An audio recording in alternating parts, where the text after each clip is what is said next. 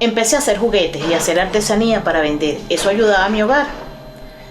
A los 7 años, gracias a mi padrino y a mi tío que eran jugueteros y a mi papá que era artesano y artista, viendo todo eso empecé como una esponjita, a captar, a copiar y a crear. Y vendía muy bien. Me acuerdo que en aquella época vendía un cuadro en 500 bolívares y 500 bolívares era bastante.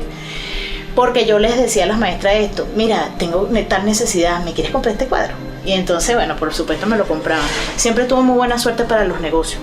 Bueno, pasa la niñez y llegó a la adolescencia. La adolescencia está llena de mucha más esperanza y muchas más historias y muchos más cuentos. Conozco un personaje interesante e importante en mi vida, que hasta el sol de hoy está conmigo, aunque no está físicamente.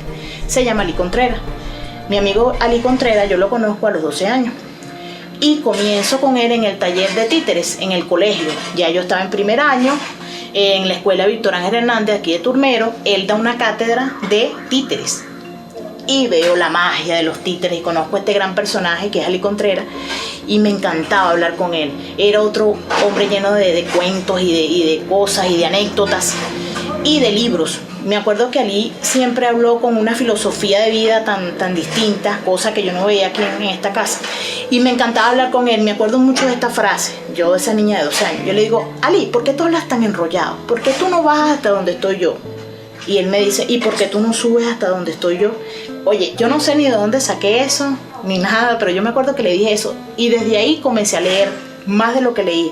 Para poder hablar con Ali tenía que leer un libro diario y hablarle del libro que había leído. Tan así era y tan compenetrada era nuestra relación. Tenía que comentar y hablar lo que leí en el día. Entonces eso me ayudó a mí a tener un léxico cada día alto, mejor. A conocer historia, que si Las Mil y Una Noches, que iba a saber yo de Las Mil y Una Noches, pero me decía: a ti que te encantan los cuentos, léete este. Y hablamos en la noche. Yo le decía: ay, Dios mío, tengo que leerme todo este libro, o por lo menos la mitad, o por lo menos un capítulo. Y era emocionante leer y compartir eso. Otro juego divertido que yo tenía con Ali era que colocábamos el diccionario y adivinábamos palabras, significado y deletreábamos cómo se escribía. Eso porque mi fulana dislexia, que yo no podía corregir mis errores ortográficos. O sea, él decía que eso era mentira. Y decíamos, por ejemplo, hipermetropía. ¿Qué es esto? O ¿qué es la misma dislexia? Entonces decía: dislexia se escribe y significa tal cosa. Entonces el que descifrara o el que describiera más palabras, ese ganaba. Entonces era sumamente interesante. Bueno, yo duré con Ali trabajando en su taller y conviviendo con él hasta los 18 años. Ya él fallece en el 2002. Él le dio un infarto y bueno, y yo gracias a él tengo mucha influencia en mi pintura, porque debido a la pintura de él yo me inspiré y surgí como pintora popular. Entonces bueno, es un personaje interesante en mi adolescencia, creo que fue el que formó mi adolescencia y parte de mi adultez. Y bueno, hasta el sol de hoy sigo con la creación de la pintura en homenaje a Ali, porque yo creo que él no está muerto, él vive en mí. Es otro más de mis amigos que está conmigo, no imaginario porque vive en la vida real, pero está conmigo siempre, presente, omnipresente, porque ya no está en un cuerpo, pero vive en mi espíritu en todos lados. Y es al que siempre le digo cosas y le cuento historias. Si estuvieras aquí, si estuvieras viendo tal cosa o si vieras esto, ¿qué dirías tú? Entonces bueno, es importante e interesante tener esos apoyos, no bastones, apoyos en la vida.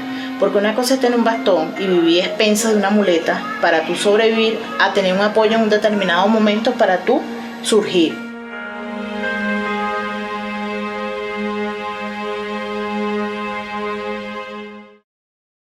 Yo he pasado toda una vida haciendo juguetes porque la vida para mí es un juego.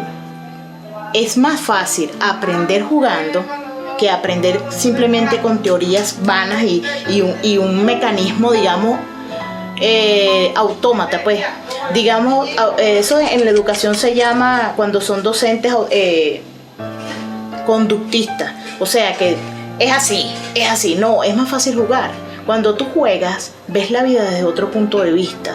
Ves la vida como un juego, como parte de un juego. A veces ganas, a veces pierdes, tal cual como el juego. Entonces es más fácil asimilar para ti las pérdidas y más fácil, más fácil de disfrutar al máximo las ganancias. Estas manos han hecho juguetes, por lo tanto, en la vida todo puede ser un juego. Mi padre conocía a Mario Abreu. Mario Abreu, junto con otros artistas, venían mucho a esta casa. Como era, digamos, una de las casas que hacían arte, ellos venían. Y me acuerdo muy vagamente que él vino hasta acá. Y mi mamá me lo aseguró de que fue él que me dijo: esta muchachita va a ser artista, porque veía muchos de los dibujos que yo hacía. Yo siempre dibujaba, inclusive hacía murales en las paredes. Mi mamá a veces me regañaba porque le robaba los labial para pintar. Entonces, bueno, él me dijo: no, esta muchachita tiene talento, o esa muchachita va a ser artista. Otros artistas que venían para acá también opinaban lo mismo.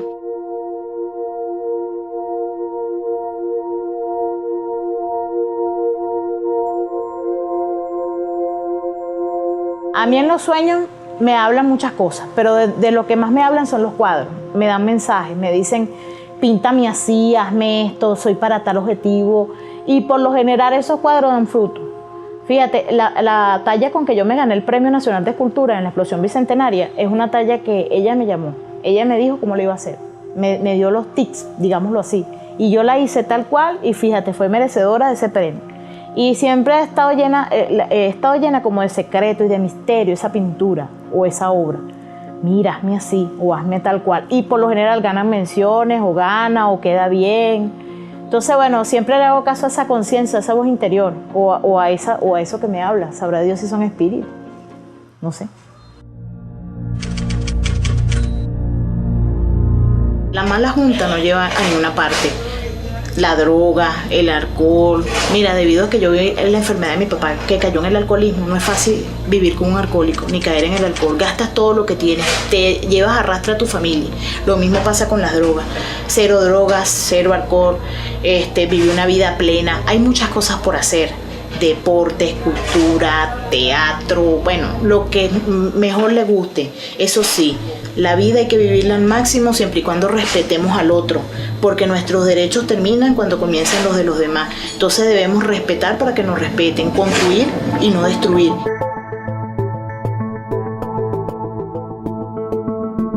Si yo reencarnara ahorita, mañana, porque lamentándolo mucho fallece, me gustaría ser Carmen Pereira otra vez.